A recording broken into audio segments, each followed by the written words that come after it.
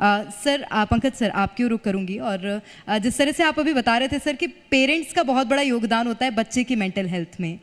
बहुत सारे पेरेंट्स यहाँ बैठे हैं, वो भी सोच रहे होंगे कि बच्चा मेंटली परेशान है, इस बात का पता कैसे लगाया जाए? अगर बच्चा मेंटली परेशान है तो वो बात बात पे चिड़चिड़ाता है, बात बात पे गुस्सा होता है, डाइट उसकी प्रॉपरली नहीं रहती है, फिर क्या कहते हैं जो नींद है वो भी टाइमली नहीं रहती है। तो पेरेंट्स को इन सब बातों को ध्यान देना है कि अगर ऐसी भी कोई भी लक्षण बच्चे में दिख रहे हैं तो वो तुरंत उसको आइडेंटिफाई करें और उससे बात करें, बात करने की कोशिश करें। कई बार माँ बाप के बीच की जो झगड़ा है वो भी बच्चों पर असर दिखाता है, तो अगर वो झगड़े होते हैं तो उनको भी बंद करने की कोशिश करें ताकि बच्चे के मेंटल हेल्थ पर असर ना पड़े। और अगर बच्चे को ऐसे कोई भी सिम्टम्स दिख रहे हैं तो बच्चे से बात करें। हर बात का इलाज डांट नहीं है। अगर बच्चा खाना नहीं खा रहा है या फिर चिड़चिड़ा रहा है, गुस्सा कर रहा है, तो आप भी डांटेंगे तो वो और चिड़चिड़ापन होगा। तो उसको प्यार से बैठ के बात करेंगे। कुछ गुड हैबिट्स हैं जिसको हम स्टार्ट कर सकते हैं। जैसे मुझे याद है पुराने समय में क्या होता था कि सब बच्चे, पेरेंट्स और सब लोग साथ में बैठ के खाना खाते थे। तो जो डिनर टाइम होता है वो दीजिए, ये एक गुड हैबिट है। बच्चा साथ में बैठ के जब खाना खाता है, बच्चे सब लोग साथ में बैठते हैं तो अपनी बातें शेयर करते हैं। उस समय हम मोबाइल लेके बैठे रहते हैं, तो वो एक उस चीज़ को भी हम अवॉइड कर सकते हैं। आजकल तो ये भी हो गया ना सर कि बच्चे बोलते हैं कि दोस्तों को से शेयर करेंगे, मम्मी पापा से शेयर नहीं करेंगे। ऐसा होता है क्या?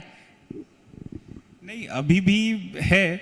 अब अक्सर होता है कि बच्चे किसी ना किसी के क्लोज रहते हैं। जैसे अगर डॉटर है तो वो फादर के क्लोज रहती है मोस्ट ऑफ द टाइम, और बेटा है तो वो मदर के क्लोज रहता है।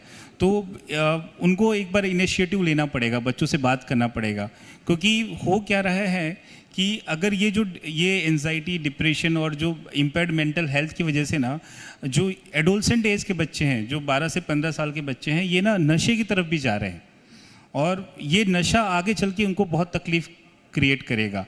एक ग्लोबल एडल्ट सर्वे है जिसमें देखा गया है कि जो छत्तीसगढ़ में जो बच्चे हैं जिसमें टोबैको एडिक्शन है वो 18 वर्ष की कम आयु से ही स्टार्ट हो जाता है। करीब 14-15 साल के बच्चे गाँव में चालू कर देते हैं गुटखा वगैरह, जो आगे चल के उनको कैंसर जैसी गंभीर बीमारियां भी कराता है। अच्छा, बीइंग एन ऑन्कोलॉजिस्ट, आप क्या कहना चाहेंगे कि ये शुरुआत कैसे हो जाती है? आपने अभी एक आंकड़ा बताया कि बच्चे ऐसे उस एज में चले जाते हैं, तो कौन से ऐसे शुरुआती लक्षण होते हैं कि हम पहचानें कि यहाँ पे सावधानी बरतनी ज़रूरी है? और दूसरा इससे जुड़ा मेरा सवाल ये है कि बच्चों की मेंटल हेल्थ पर हमको ध्यान देना है, तो आजकल हम एक बड़ी समस्या होती है कि बड़ा आइसोलेटेड रहना चाहते हैं बच्चे, चाहे वो छोटे बच्चे क्यों नहीं, मोबाइल में भले 1 घंटा दे दिए उनको। तो ये ऐसे कौन से पॉइंट्स हैं जिस पर बहुत ध्यान देने की ज़रूरत है? देखिए, पहले तो स्क्रीन टाइम को लिमिट करना बहुत ज़रूरी है, चाहे वो छोटे बच्चे हों चाहे वो बड़े बच्चे हों। तो स्क्रीन टाइम को लिमिट कीजिए। आधे घंटे 1 घंटे में से ज़्यादा नहीं होना चाहिए। पेरेंटिंग कंट्रोल होना ज़रूरी है क्योंकि मोबाइल पे कंटेंट हर तरह का अवेलेबल है। जो बच्चों को उस एज ग्रुप में नहीं भी देखना चाहिए वो भी कंटेंट अवेलेबल है बच्चों को। तो स्क्रीन टाइम को अवॉइड करना है। अगर बच्चा ज़्यादा चिड़चिड़ा रहा है या गुस्सा ज़्यादा हो रहा है तो उससे बात करना ज़रूरी है और उसके साथ बैठ के उस चीज़ को आइडेंटिफाई करना ज़रूरी है।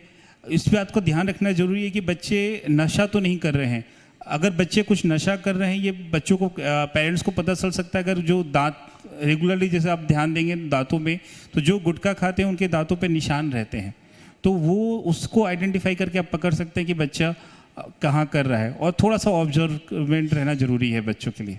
बिल्कुल, और ये ज़रूरी है क्योंकि बच्चे दिग्भ्रमित ना हों, ये जिम्मेदारी पेरेंट्स की हो जाती है।